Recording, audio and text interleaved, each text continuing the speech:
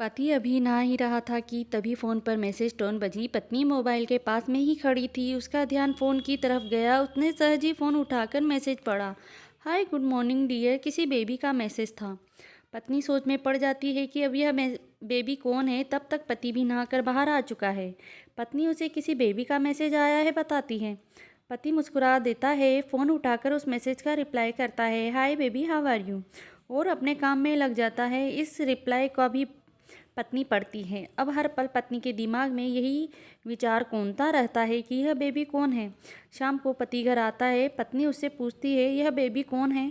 पति जवाब में सिर्फ मुस्कुरा देता है और फिर से अपने काम में लग जाता है। 2-3 दिन बीत जाते हैं। उन विचारों ने अभी तक पत्नी का पीछा नहीं छोड़ा था और फिर से पति के मोबाइल पर फिर एक बार बेबी का मैसेज आता है, आज तो मिलोगे कि नहीं, तुम्हारी बहुत याद आ रही है।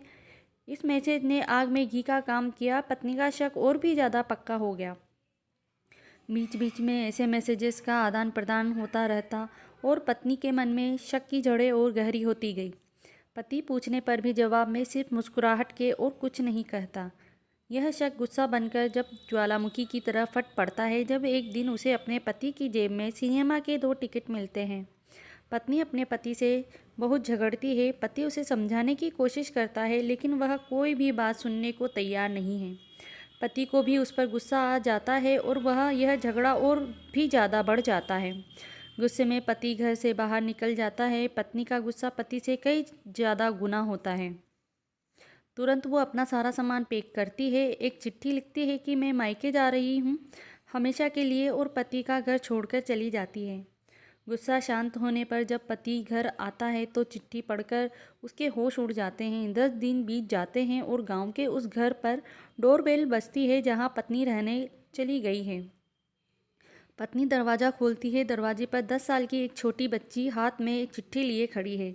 वह पत्नी को वह चिट्ठी देती है। बच्ची से वह चिट्ठी लेकर पत्नी चिट्ठी खोलकर पढ़ती है, डियर वाइफ, जिस बेबी की वजह से हम दोनों में इतने झगड़े हुए और तुम हमारा घर छोड़कर यहाँ चली आई, यह बच्ची जो अभी तुम्हारे सामने खड़ी है वह वही बच्ची है, बेबी है, अनाथ आश्रम की एक प्यारी बच्ची। इसी के साथ मैं बातें करता था, सिनेमा जाता था। पहली बार जब तुमने बेबी के बारे में पूछा था तो मैंने जानबूझकर तुम्हें नहीं बताया था। सोचा था थोड़ा मजाक करता हूँ, देखता हूँ तुम कैसे रिएक्ट करती हो, लेकिन मैंने यह कभी नहीं सोचा था कि तुम्हारा शक इतना बढ़ जाएगा कि तुम घर ही छोड़ दोगी। हाँ, सबसे ज़रूरी बात, यह तो बेबी है, वह किसी और की नहीं बल्कि तुम्हारी ही बेटी है। रुको, अपने आप को संभालो और आगे की बात ध्यान से पढ़ो। हमारी शादी के 2 साल पहले की बात है। तुम अपने कॉलेज के लास्ट ईयर में थी। तुम्हारे प्रोफेसर ने नोट्स लेने के बहाने तुम्हें बुलाया था और तुम्हें चाय में इन नशीली दवा खिलाकर ना करने वाला काम किया था। इसमें तुम्हारी कोई गलती नहीं थी, लेकिन कुदरत ने अपना काम किया और तुम्हारे पेट में इस बेबी को डाल दिया।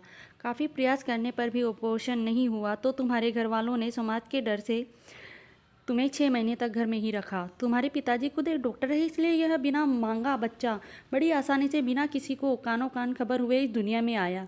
भविष्य में तुम्हारी शादीशुदा ज़िंदगी में कोई प्रॉब्लम ना हो, इसलिए तुम्हारे पिता ने इस बेबी बच्चे को गांव के एक अनाथ आश्रम में छोड़ दिया। यह बच्चा मतलब यही बेबी जो अभी तुम्हारे सामने खड़ी है। अगर अभी भी विश्वास नहीं हो रहा है तो इस बच्ची के गाल का वो तिल देख लो जो शायद तुमने उसे आखिरी बार रोते हुए देखा होगा, या फिर अपने पिताजी से पूछ लो। पत्नी जल्दी से उस बच्ची को पास में लेकर उसके गालों का तिल देखती है। उसका मन भर आता है, उसकी आंखों में आंसू आ जाते हैं, लेकिन अभी भी चिट्ठी बाकी है, इसलिए वह आगे पढ़ती है। मुझे पता है अभी भी तुम्हारे मन में यह सवाल उठ रहा होगा कि यह सब मुझे कैसे पता।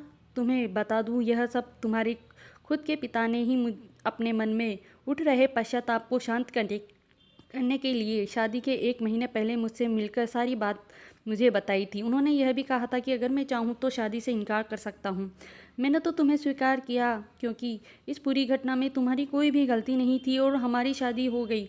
तुमने मुझे बहुत प्यार दिया, लेकिन तुम्हारे पिता से बेबी के बारे में जानने के बाद उसे मिले बिना नहीं रह पाया। मैं बीच बीच में उससे मिलता था। उससे मिलना, उसके साथ रहना, समय बिताना मुझे अच्छा लगता था। कितनी प्यारी बच्ची बिना किसी गलती के क्यों सजा भुगते। बस इसलिए मैं उसे थोड़ी सी खुशी देने की कोशिश करता था। बस मुझे इतना ही कहना था। अब अगर तुम फिर से अपने घर आकर मेरे साथ रहना चाहो तब, और सिर्फ तभी गिलेरी में आ जाओ तुम्हारा और सिर्फ तुम्हारा डियर पति। बिना एक क्षण भी देरी के पत्नी दौड़कर गैलरी में पहुंची और रास्ते पर उसका पति एल खड़ा था।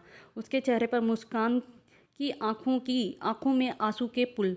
कारण कुछ भी हो, अपने दोनों के बीच में कभी भी सबको थोड़ी सी भी जगह मत दो, क्योंकि दुनिया में हर बीमारी का इलाज है, लेकिन शक नाम की बीमारी का कोई इलाज नहीं। मन शांत रखो, जो अपने मन में आए एक दूसरे को